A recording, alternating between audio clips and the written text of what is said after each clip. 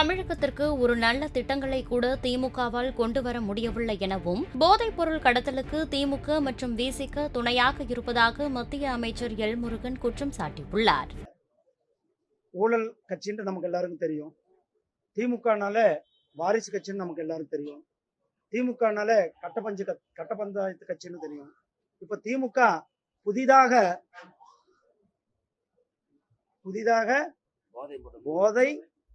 போதைப் பொருள்களை கடத்துகின்ற கட்சியாக இருந்து கொண்டிருக்கிறது.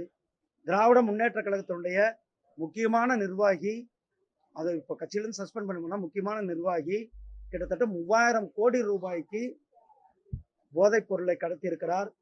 தமிழ்நாட்டை சீரழிப்பதில் இந்த திராவிட முன்னேற்ற கழகம் தொடர்ந்து கடந்த 60 ஆண்டுகளாக தமிழ்நாட்டை சீரழித்து குட்டிச்சவராக்கி கொண்டிருக்கிறார்கள்.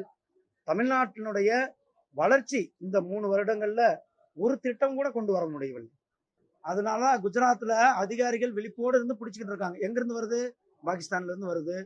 யார் துணை? திமுக காரன் துணை, விடுதலை சிறுத்தைகள் கட்சிக்காரன் துணை, அதே மாதிரி ஆப்கானிஸ்தான்ல இருந்து வருது, அந்த மற்ற கண்ட்ரிகள்ல இருந்து வருது. குஜராத் போலீஸ், மத்திய அரசாங்கத்தின் போலீஸ் கடுமையான கண்காணிப்போட பிடிக்கிறதுனாலதான் இது வெளி உலகத்துக்கு வந்திருக்கிறார்.